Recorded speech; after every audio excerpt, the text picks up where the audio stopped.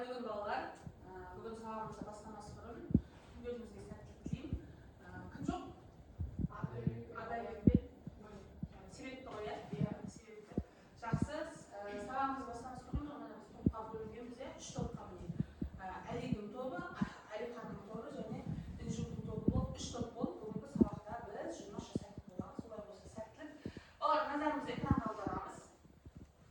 Экраннан не көріп тұрмыз? Газет, иә? Радио, теледидар, қайда теледидар? Не теледидар? Әлеуметтік ғаламтор, әлеуметтік желі және журнал. Айтқан өте дұрыс айтты. Барлығы бір сөзбен біз не деп айтады екенбіз? Бұқаралық ақпарат құралдары. Балалар, қалай ойлайсыздар? Бізге не үшін керек бұқаралық ақпарат құралдары? Жаңалықтарды білу үшін, иә? Әлемде не болып жатқанын білу үшін. Жақсы. Ал сендер осы бұқаралық ақпарат құралдарының ішіндегі қайсысы көп қолданасыңдар? Әлеуметтік желі, иә? Өткенде үй тапсырмасында естеріңізде болса, біз танысқанбыз. Қазіргі таңда жастардың жалпы адамның газет журнал оқуы күрт не істеп барады? Азайып бара жатыр. Оған барлығына не себеп деп ойлайсың? Ғаламтор. Қазіргі таңда көпшілік, яғни өзіміз газет журнал сатып алудың орнына қолымыздағы телефон, оның ішіндегі әлеуметтік желі арқылы болып жатқан барлық жаңалықпен танысып, соны біліп отырмыз, дұрыс па? Ал жақсы. Сонда сіздер қалай ойлайсыздар? Бізге газет журнал керек емес пе? Кейде. Неге кейде? Телефоннан жақсы. Тек сол үшін ба, балалар? Біз газет журнал кітапты не үшін оқу керекпіз? Сөйлеу, сауатты сөйлеу үшін дейміз, иә? Тіл байлығымыз мол болу үшін. Сосын, яғни біз өмірде, саналы адам ретінде, өмірімізде әлеуметтік желіні де, газет журналды да, кітапты да қатар алып жүруге болады екен? Олай болса, күннің жағын жазамыз. Бүгін ақпанның 19-ы тақырып газет журналдың адам өміріндегі орны. Газет журналдың адам өміріндегі орны. Дәптерімізге жазып аламыз.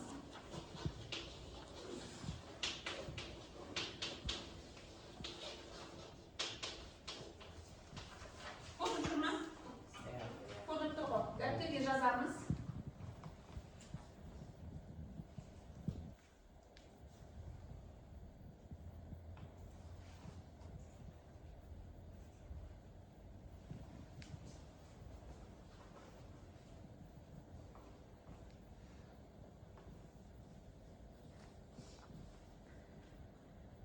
Жазып қоя. Олай болса, назарларымызды экранға аударамыз. Жеке жұмыс бізде қазір. Төменде берілген атаулар: А. Әлем үшін, Ә. Сіз үшін, Б. Сіздің еліңіз үшін маңызды деп санайсыз. Теледидар, газет, журнал, интернет, радио, бейнежазба. Осыны сіз реттілікпен жазасыз. Әлем үшін теледидар маңызды, себебі жаңалықтарды көрсетеді. Бұл жерде қай сөз кетіп тұр? Жоқ, теледидар кетіп тұр, иә? Енді сендер газет, журнал, интернет, радиода арқылы сіз үшін, сіздің еліңіз үшін дегенді қойып жазамыз. Тура 4 минут беремін, әрине бұл сосын бағаланады. Бастайық. Әлем дегенді жаздық. Әлем дегенді жаздық. Әлемден басқаша жазуға да болады, басқаша түрленіп те жазуға болады. 5 минутта есептейміз. Теледидар, газет, журнал, интернет, радио, жазба. Әлем үшін, сіз үшін, сіздің еліңіз үшін маңызды деп санайсыз. Шын өздеріңіздің ойларыңызды дәптерге түсірсеңіздер. 5 минут. Сіз үшін, біз үшін бастайық. Жоқ, сіз үшін. Болады, иә? Біз үшін жазуға болады.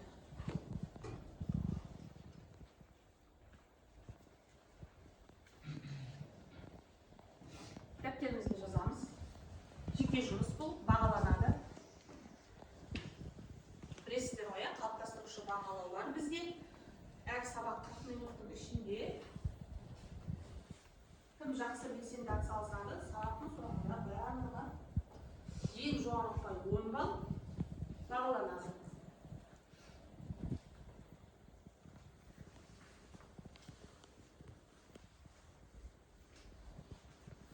Әдемі деп жазайық. Birinchi söylem qanday aytayım ya? Әлем үшін теледидар маңызды себебі жаңалықтар көрсетеді. Әлбетте бар ғой біздің әкеміз, атамыз, әжеміз теледидардың жаңалық тыңдап отырған я. Себебі әлемдік ол кісілер біріншіден ұялы телефонда пайдалануды білмейді, дұрыс па? Әлеуметтік желіні қалай қолдануын білмеуі мүмкін. Диана, жазамыз.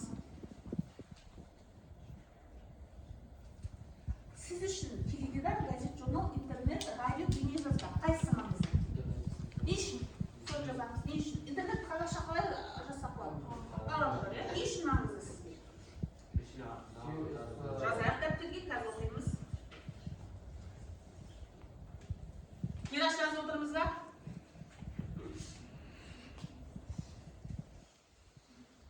Айгүл көрініп тұр ма? Көрінбей тұр ма? Қайсы көрінбей тұр? Әлем үшін, екінші сіз үшін, сіздің еліңіз үшін маңызды деп санайсыз, және үлкен сөздермен теледидар, газет, журнал, интернет, радио, бейнежазба. Сол екеуін пайдаланып, мына жерде сөйлей бастаймыз.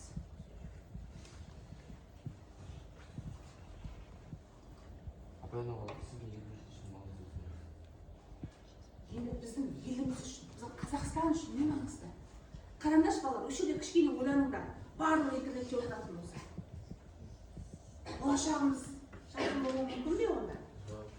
Әрине. Сондықтан ойланыңдар. Сондықтан біздің еліміз үшін не маңызды? Балаларымыз, жастарымыз тек ғаламторда отыратын болса, ол жақсы ма? Талшын? Жақсы емес, жақсы емес ол. Не үшін? Сондықтан ойланыңдар. Теледидар бөлек қолданғанда екінші қолдануға болады. Болады. Одан да білек бар ғой. Біздің өткен сабақта өттік қой, ата-бабамыз, біздің қазақтың зиялылары шығарған қазақ газеті, Түркістан уәлаяты, естеріңде ма? Алаш партиясының өкілдері барлық шығармаларын жариялап отырған газеттер, естеріңде ғой? Сондықтан да біздің еліміз үшін не маңызды болуы мүмкін? Теледидар ма, ғаламтор ма, әлде газет, журнал ма? Ал уақыт 1 минут қалды. 1 минуттан кейін аяқтаймыз.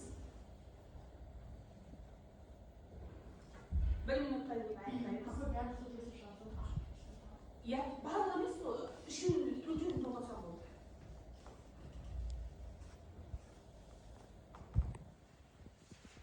Ойлануда. Мағыналы сөйлем шарты ойлаймын.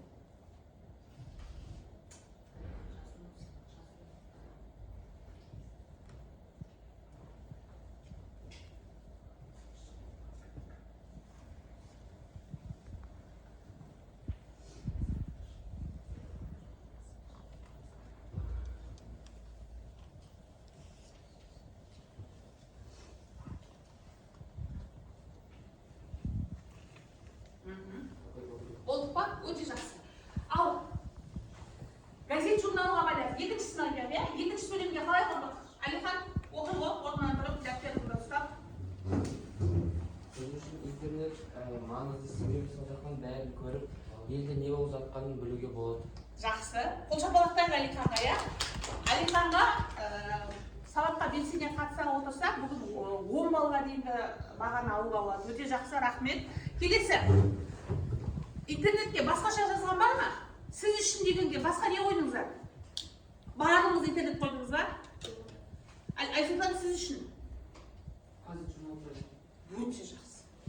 Яғни Әлихан үшін ол ең пайдалысы интернет емес, не екен? Газет, журнал. Енді сол газет, журналды шынайы өмірде пайдалана білу, дұрыс па? Мана айтқан ой өрісін дамиды, сөйлеу мәдениетін қалыптасады, иә? Жақсы. Тағы, сіз үшін? Талшын не жазды сіз үшін де? Иә. Бұл жерде былай айтып көру. Тез, иә? Тез. Адам ойлана ма интернет арқылы? Ойланбайды ғой. Неге ойланбаймыз? Себебі ақпараттың барлығы дайын тұра ма? Интернетте барлығы дайын тұрады, иә? Жақсы. Ары қарай, үшіншісіне не жаздық? Сіздің еліңіз үшін маңызды. Әсия?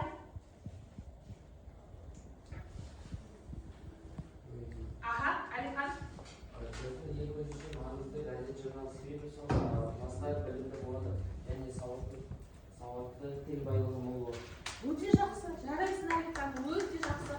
Тағы сіз еліміз үшін пайдалы маңызды дегенге кім не жазды?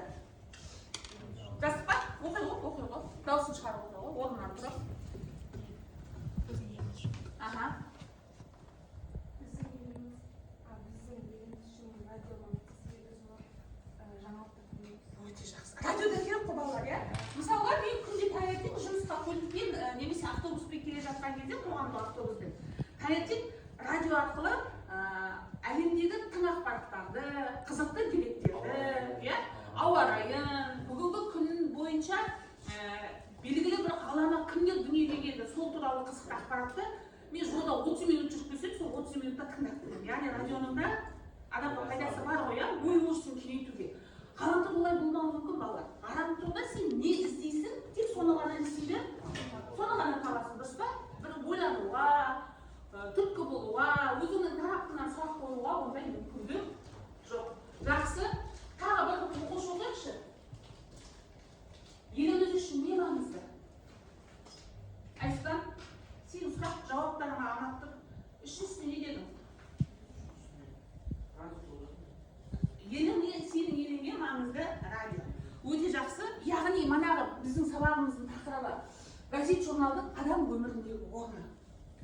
Ол бұқаралық ақпарат құралдарының барлығына оралайықшы. Қандай бұқаралық ақпарат құралына не жатады еді? Газет, радио, журнал. Осының барлық адамның өмірінде алатын орны бар ма екен? Бар екен, иә? Әрине, бірақ балалар, 21 ғасыр қазір жаһандану заманы. Әлеуметтік желі, дұрыс айтасың, дамыған әлеуметтік желі қатты дамып кетті. Ол жердегі оның да пайдасы мен өкінішке орай несі де бар? Зияны бар. Біз саналы азамат ретінде қолданып пайдаланып жатқан нәрсеміздің дұрысы мен дұрыстығын ескеруіміз керек екенін кешегі аптада ғана айттым, әлеуметтік желіде өмірлерімізді істеп алмайық. Оның шегі жоқ. Қызықты видеоның шегі жоқ, қызықты контенттің шегі жоқ. Қай кезде 24 сағат қарасаң да келесі күні тағы да сөйтіп алып айтады.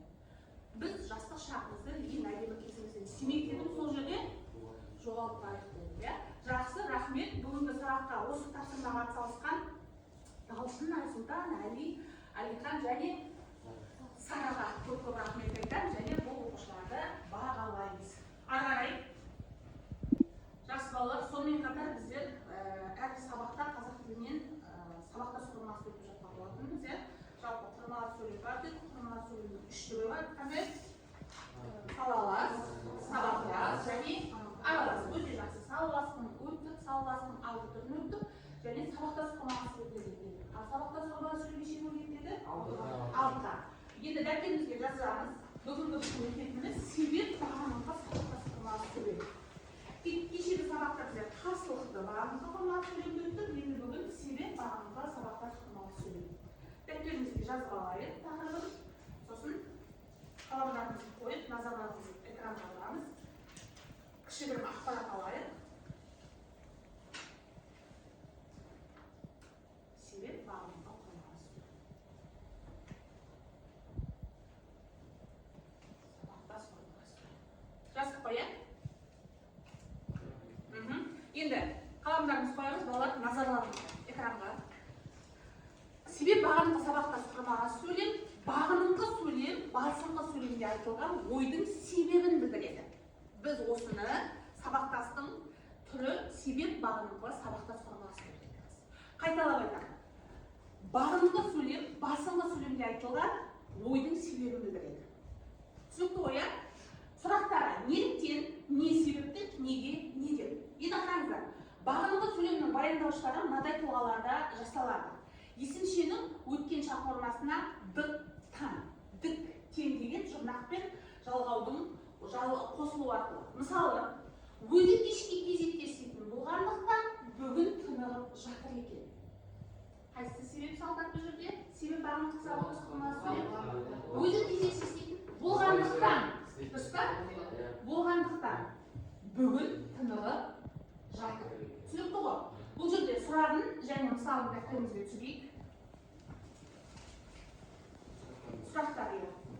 Сонымен себеп бағаныңғы дегеніміз, бағаныңғы сөйлем, басыңғы сөйлемде айтылған ойдың себебін білдіреді. Сұрақтары неліктен, не себепті, неге, неден. Дәптерімізге түсірейік. Себебі осыдан кейін ара қарай жазба жұмысын жасаймыз.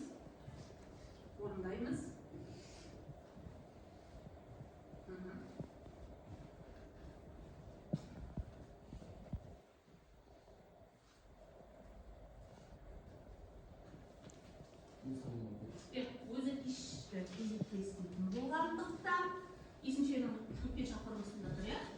Болғандықтан. Бүгін тынығып жатыр екен.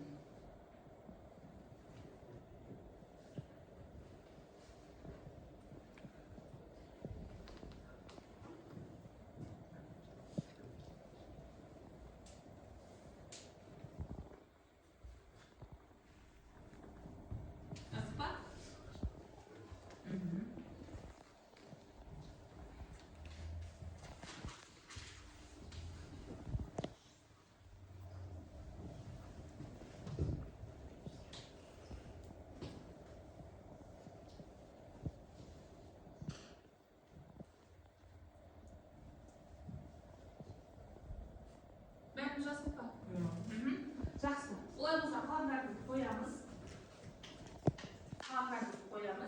Ары қарай жұмыс жасау үшін ең бірінші мына видеоны тамашалайық.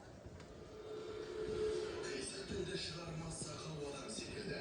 Кәрі құлақты кеседі, жас құлаққа жаман үлгі болады. Ілияс Омаров. Бұл сөздің жаны бар. Бұқаралық ақпарат құралдарының қоғамға ықпалы орасан зор екені айтпаса да түсінікті.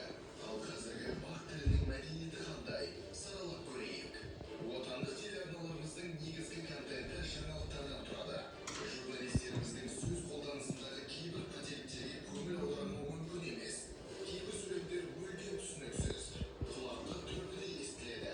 Мәселен, рейтингісі жоғары КТК арнасының жаңалықтарында Құрбан айт қарсаңында әдеттегідей мал бағасы қымбаттап шыға келді дейді. Осы сөйлемді Құрбан айт қарсаңында әдеттегідей мал бағасы қымбаттады деп айтса болады ғой. Экспо алаңында Өзбекстанның ұлттық күні ұлықталып жатыр. Әр сөзді орнымен қолдану керек. Сөзіміз дәлелді болу үшін тағы да Гүлнәр Салықбайдың ұлықтау сөзіне қатысты пікірін берсек. Biz Prezidentin қызметке кірісуіне байланысты салтанатты рәсім инаугурацияны ұлықтау деп жүрміз. Ұлықтау атақ тұту, құрмет көрсету, қадір тұту деген мағына білдіреді. Алайда бұл сөз қазір еске алу, дәріптеу деген мағынада қолданылады. Бұл дұрыс емес. 31-ші арна Қазақстанның 87%-ға жуық көрерменін қамтиды. Негізгі контенті ойын-сауық бағдарламалар. Келіндер бәйгесі бағдарламасының атауы дұрыс қойылмаған. Орыс тіліндегі битва невест деген атауы дәл сол қалпында тікелей аударған.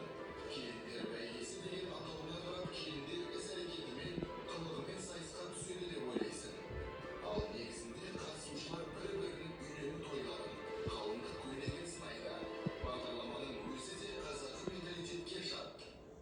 Ұят емес бағдарламасын жарнамалайтын анонстық мәтінге назар аударыңыздар. Бағдарлама аясында көрермендер тосын сыйларға және жүргізушінің кейіпкердің ішкі жан сырын ашатын ерекше сұрақтарына ие болады. Мәтінді орыс тілінде ойлайтын адам жазған. Бағдарламаның аясы бола ма? В рамках передачи деген орыс тіліндегі тіркесті пайдаланғысы келген шығар. КТК мен 31-ші арнадан кейінгі рейтингісі жоғары каналдардың Түсінтірсіздер ғой, балдар. Бұл біздің күнделікті сендермен еді. Теледидарды көресіздер, көрмейсіздер білмеймін. Бірақ теледидардан біздің осы каналдарымыз бар ғой, телеарналарымыз сол жердегі айтылатын, яғни бұл жерде де сөйлеу мәдениеті мен сөз мәдениетін сыйлау керек екен, сақталу керек екен, иә. Себебі манағы айтқан бір ғана телеарнаны осы халық Қазақстан Республикасы 87% халық көреді дейді. Сондықтан айтылатын сөз, мысалы мен сендерге айтамын, әлеуметтік желіде біреудің намысына тиетін сөз жазба, немесе әлеуметтік желіге жазған кезде әр жазбаларыңды ойланып жазыңдар деп айтамын, иә. Себебі біреудің түрін, басқа да іс-әрекетін намысына тисе, бұл буллинг болып есептеледі, иә. Біз қазір қоғамда бұндай түсінік бар. Ал дұрыс жазбай, дұрыс ақпарат бермеу, ол әрине манағы айтқандай көрсеткендей дұрыс емес, сауатсыздық дұрыс емес. Сондықтан қандай болашақта мүмкін арамызда журналист отырған шығар. Бар ма қызығушылығы журналистке, телевидениеге? Қазір тек қана телевизорға шықпайды ғой. Кез келген журналист бар, әлеуметтік желі арқылы өзінің каналын әдемі жүргізіп отырған. YouTube бар, иә, YouTube'да подкаст деген шығып жатыр, қазір білеміз.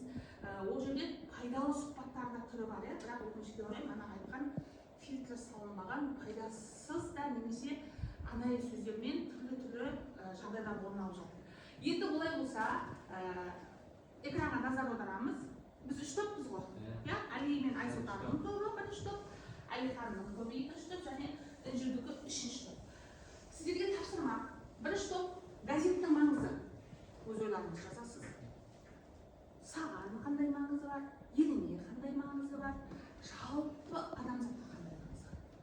сіздерге журналдың маңызы, біз әлі журнал басылып шығарып алады, білесіздер ме?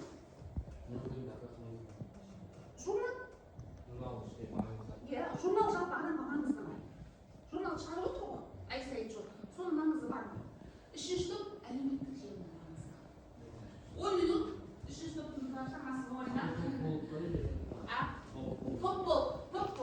Бұл жерде топтар өте белсенді оқушыларды бағалады. Бірақ артқа тұтқандан қатысамыз. Есейміз, аяқтан артқа бұрыламыз да, әлі екеуміз бұрылайық. Артқа бұрылайық, сендер де артқа бұрылыңдар, қыздар жақындаңдар, орындықтарын алып. Сендер бұрыла қойып, Сабина жақында сараға. Кел жақында. Орындықтарын ала қойып, басқа дүниеларды қойыңыз, қағаз бен ручка.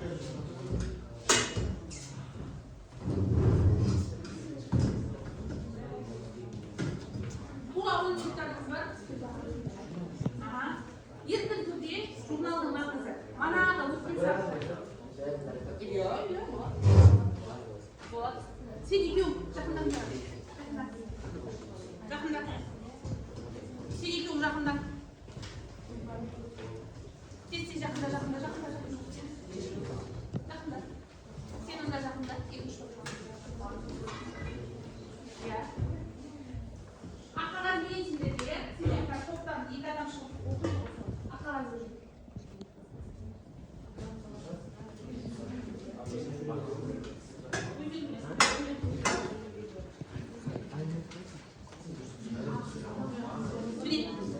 Мынаған сөйлеміз. Тақырыбын жазып алыңдар. Журналдың маңызы және мына сендердікі, мына жерде әлеуметтік желінің маңызы дейсіңдерде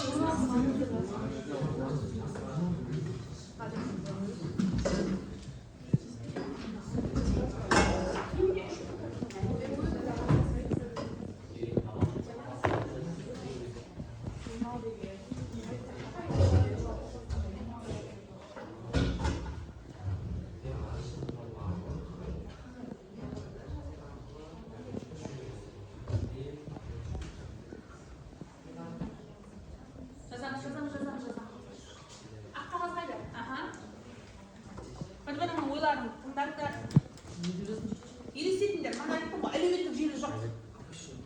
Сендерде тек журнал. Біздің Қазақстанда әлемде тек журнал шығар. Маңызы бар ма оның? Ойлан. Сендердің ойларыңды айтыңдар. Әлеуметтік желінің маңызы.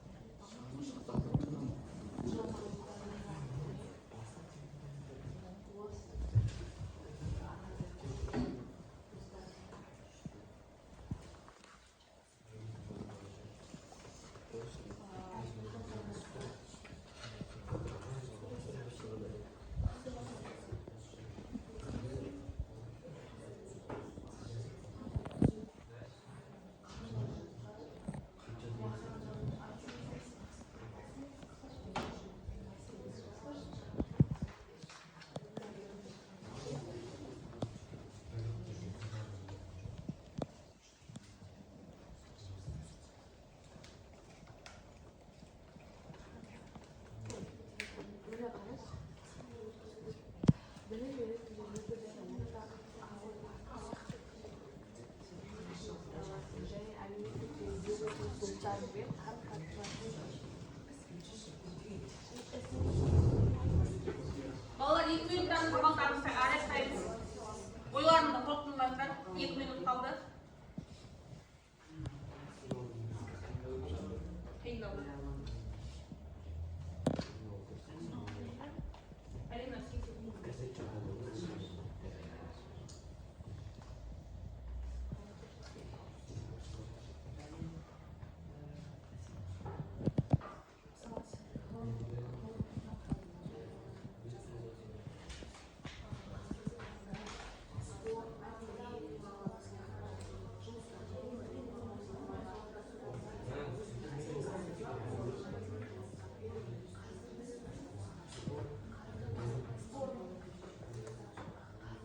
bir minut kaldı.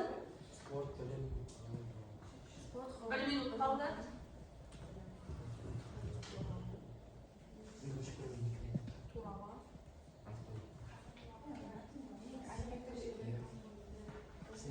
Сильно хорошо.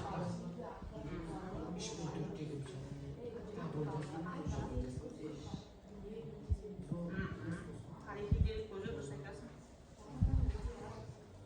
Bize bayada mektup кезінде ұбт-ға дайындалған кезде осы журналдар, тарихи журналдар шығады. Соны алып оқитын едік, ішіне барлық ақпараттар жазылатын. Себебі біздің кезімізде әлеуметтік желі дұрыс дамыған жоқ қой. Тарихи.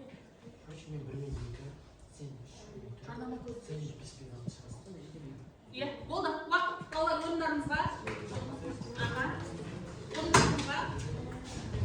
Тастамай орындарыңызға қойып отырамызға.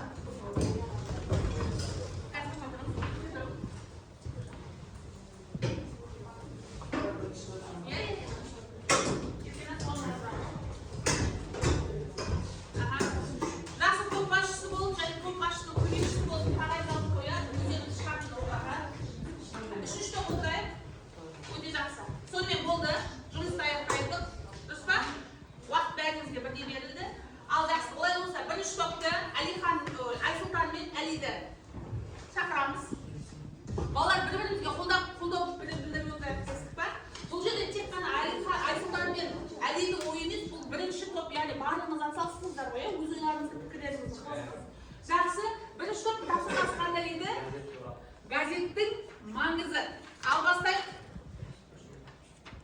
Газеттің маңызы өте зор. Себебі газет арқылы адамдар әлемде болып жатқан ақпаратты, жаңалықтарды біле алады. Интернет желісі шықпай тұра, газет арқылы әлеуметтік жағдайларды және сауат туралы маңызды дамытамыз. Тіл байланысымызды мол дамыта аламыз.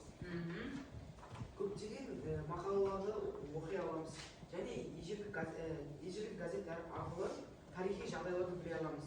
Еліміз үшін үлкен үлес қосқан зиялыларды тани аламыз. Өте жақсы. Рахмет. Өмірлеріңізде 9 сыныпқа дейін газетті көрдіңдер ме? Қолымен ұстап көрдіңдер ме?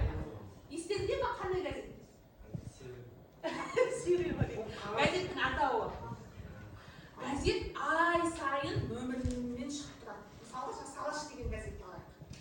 Әр ай сайын нөмірімен шығады және әр ай сайын ол жерде Қазақстанда, әлемде болған ақпаратты не істеп отырады газетке? Иә, өте жақсы. Газет оқимыз ба? Газет жалпы газеттің пайдасы бар, өздері маңызы. Яғни өз пікірлеріне қарсы шықпауларың керек қой, дұрыс па? Соңына дейін бұл екі оқушымыз не үйренер еді? Газетті қолдаймыз, газетті оқимыз. Мана себебі өздеріне алдық, тіл байлығына, ой өрісінің дамуына пайдасы бар. Жақсы, рахмет. Bir gazetпен танысыңыздар, тапсырма бересіңіздер. Екінші топ, Талшын мен Алихан, сендердің тапсырмаларың қандай еді? Журналдың маңызы. Ал бастайық.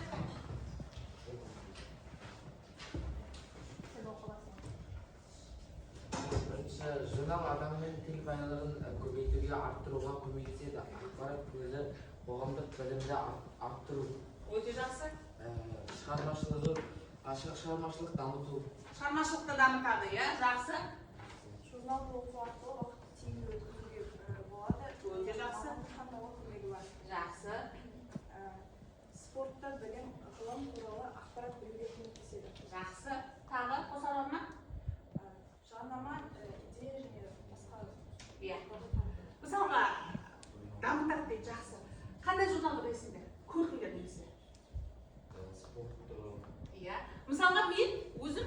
сендердегі кезімде жұлдыздар отбасы деген журнал алатын едім.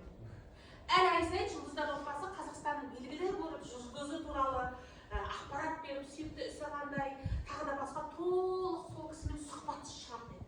Соның ішінде ай сайын күтіп отырып, ең сүйікті деген жұлдызымызды сол жұлдыздар отбасы деген журналдан оқитын едім.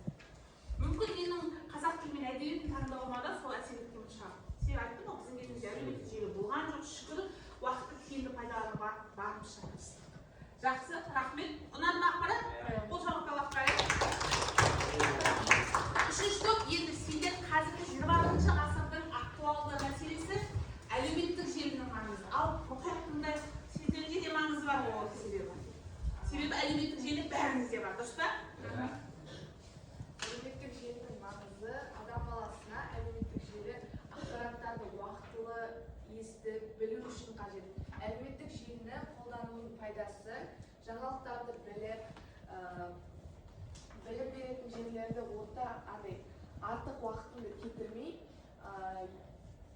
артық уақытын кетірмей естуге болады. Себебі тез ақпарат, өзіңнің қолыңда кез келген ғаламтордағы сайтқа кіріп, сол жаңалықты оқуға болады дейді. Жақсы. Және әлеуметтік желіде туыс достарымен SMS жазуға байланыс аласың. Бұл жерде ең үлкен пайдасы. Тағы да сендер айтатын жасын, апай деп өз орнында айта береді деп. Себебі біз енді сендерден бұрын дүниеге келіп өмір сүрдік қой, біздің кезімізде әлеуметтік желі болған жоқ. Біз Астанада тұратын тұмаласымызға почтамен хат жазамыз. Видеомен соға алмайсыз. Қазір қандай? Барлығында тегін не бар? Байланыс бар, шүкір. Секундтың ішінде хат жазып, секундтың ішінде ол адамның тұмаласынан, тұмаңнан, ағайынынан хабар естуге болады. Рахмет, өте жақсы, өте жақсы. Сабаққа белсене араласып отырған Айсұлтанға 7 балл қойдым, Әлиге 7 балл қойдым, Райгүлге 6 балл қойдым. Басқа топ мүшелері сендер шамалы белсенділікті танып қойыпсыздар. Алиханға 7 балл, Талшынға 8 балл, Асия мен Еркеназға 7 балл. Дұрыс па? Сараға, Сабинаға 8 балдан қоям, Інжуге жазып отырман жоқ, жазып отырман. Жақсы, олай болса, назарымызды экранға аударамыз. Қараңызшы, бүгінгі айтып жатқан бұқаралық ақпарат құралы туралы. Басқа сөз, ақпарат құралдарына үгіт насихат жүргізетін бақ басылымдар, бақ деген яғни қысқартылған ғой, бұқаралық ақпарат құралдар басылымдар жүйесі, газет, журнал, теледидар, радио, ғаламтор және кітап баспалары жатады. Баспасөз құралдарының басты мақсаты балалар, басты мақсаты жаман мен жақсыны айыру, әділдікті айту, адамзатты тәрбиелеу, оқу, білімге, еңбек етуге, салауатты өмір сүруге үндеу, қоғамды сақтау, яғни қоғамдық тәртіпті сақтау, жақсыны ардақтау, ұлттық құндылықты құрметтеу, қоғамды салауаттандыру. Адам өмірі үшін су көздері қанша маңызды болса, ақпарат та соншалықты мәңгілікке айналады. 1400 жылы әлем халықтары болып, болған оқиғаны қағазға түсіріп, алғаш рет елестетіңіздерші балалар, ешқандай әлеуметтік желі жоқ, ешқандай газет, журнал жоқ, бірақ 1400 жылы осы әлем халықтары болып, болған оқиғаны қағазға түсіріп, оны еселеп көшіріп тарата бастайды. Ал 1600 жылдары Германияда алғашқы газет шығару, бірнеше жылдан кейін Англия мен Францияда басылған ақпарат парақшалары ресми түрде таратыла бастаған. 1622 жылы әлемнің тұңғыш апталық журналы жарық көрді. Екінші топ мысалы ақпарат сіздердің қараңыздаршы. Сіздер қорғаған тақырып журнал ғой. Журналдың тарихы, шығу тарихы қанша? 1622 жылдан бастап шыққан. Ал газет, ол кезде газет деген атау болған жоқ, бірақ ақпаратты бір қағазға түсіріп, оны көбейтіп те соны таратып, ол газеттікі 1400 жылы шыққан. Яғни әлеуметтік желіден, ғаламтордан тарихы қандай? Заңынан және ауқымда.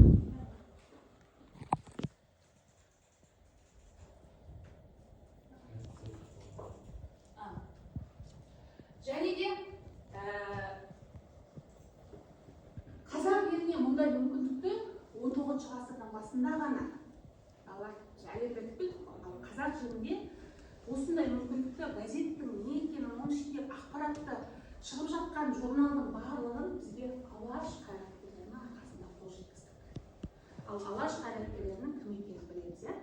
Әлихан Бөкейханов, Шайхат Бұлашев, Ахмет Байтұрсынов, Мағжан Жұмабаев, осы кісілердің арқасында біздің қазақ жазық даласында газет пен журнал туралы түсінік пайда болды. Сондықтан бүгінгі ақпарат құралдары, оның ішінде газет пен журнал деп жатқанымыз, Міржақып Дулатов ең алғашқы роман шығарып көрсетесің. Қазақ жерінде осындай керек нәрсені, қазақтың сауатын ашу үшін газет шығарды. Қазақты білімді болсын, қазақ көзін ашсын деп сол газет журналға өз шығармаларын істеді. Сондықтан әлем осындай тарихымен мақтанса, біз 19 ғасырда, жоқ 20 ғасырдың басында алаш қайраткерлерінің бізге газет журналды мүмкіндік беріп жарық бергенін айтуға болады. Олай болса, үй тапсырмасын жазып алайық. Үй тапсырмасын жазып алайық.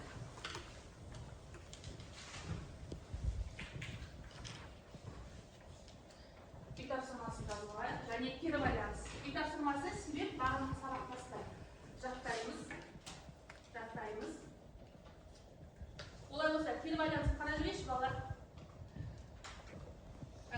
Барлық тапсырманы орындай алдың ба? Айсұлтан, бір жауап бер. Орындай алдым.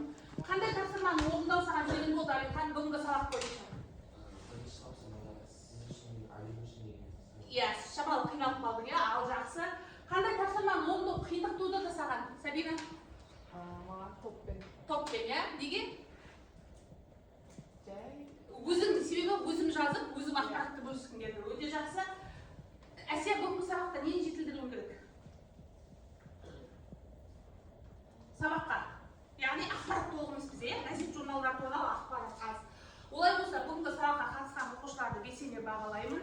Белсене қатысқан Айсұлтан, Әли, Райгүл, Талшын және Әлихан, Сабина, Сара. Бүгінгі сабақта сіздерге 7-8 деген балды қоямын.